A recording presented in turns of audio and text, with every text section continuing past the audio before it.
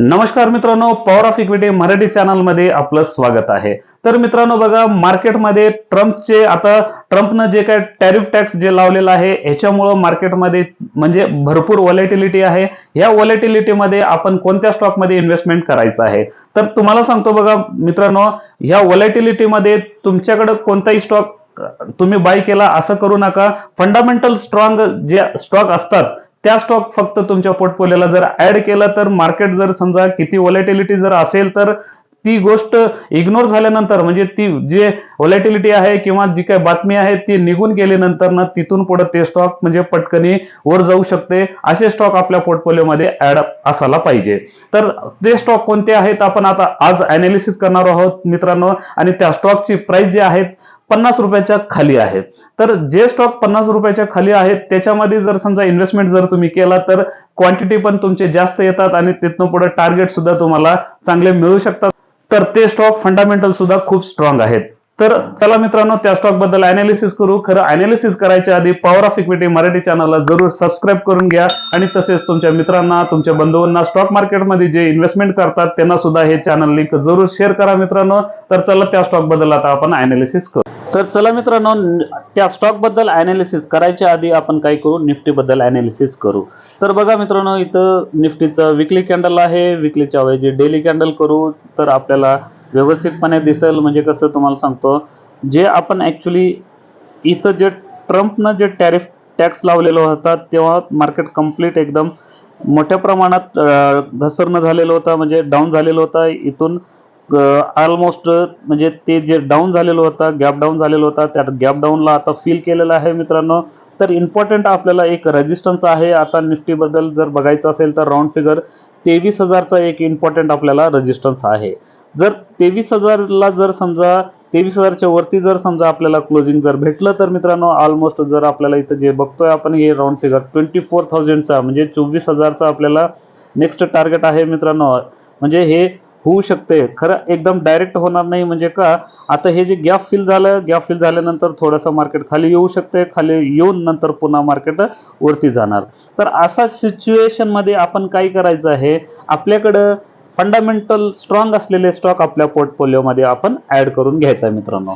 तर बघा, तुम्हाला एकच सांगतोय, तुम्ही कुठलं मार्केटमध्ये जे काही न्यूज येईल त्यावेळी मार्केट लय व्हॉलेटिलिटी होत असते, तिथं बिलकुल अजिबात आपण लक्ष द्यायचं नाहीये. म्हणजे स्टॉप लॉस आणि टार्गेट आणि एंट्री प्राइस हे 2-3 गोष्टीशिवाय आपण दुसरा विचार करायचा नाहीये. म्हणजे का, स्टॉप लॉस हिट व्हायच्या आधी जरी समजा तुम्ही ते व्हॉलेटिलिटी बघून जर बाहेर एक्झिट झाला तर तुम्ही नुकसानमध्ये होऊ शकता. म्हणजे कदाचित त्या स्टॉकचा स्टॉप लॉस सुद्धा हिट होऊ शकत नाही, असं पण होऊ शकतोय.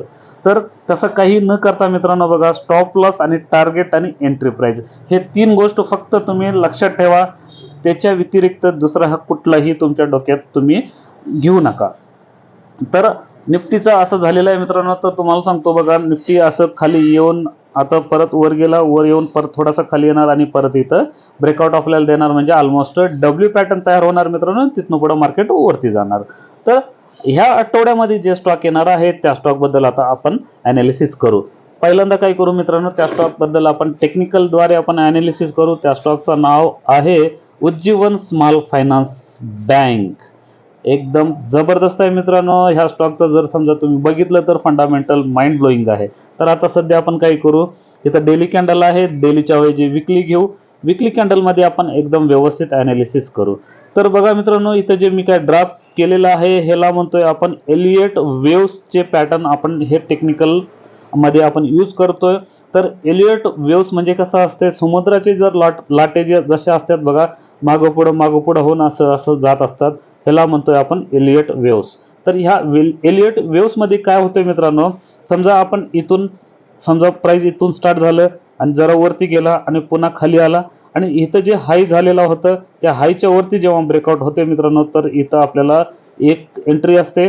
खरं इथं जे असते इथं खाली आल्यानंतर आपण याला रिट्रेसमेंट म्हणतोय. ह्या रिट्रेसमेंटच्या वेळी इथं सुद्धा आपल्याला बाईंग होत असते. तर त्यानंतर ना ह्याला जर ब्रेकआउट दिला तर हा पॅटर्न कम्प्लिटली असा अप चालू होत असतोय.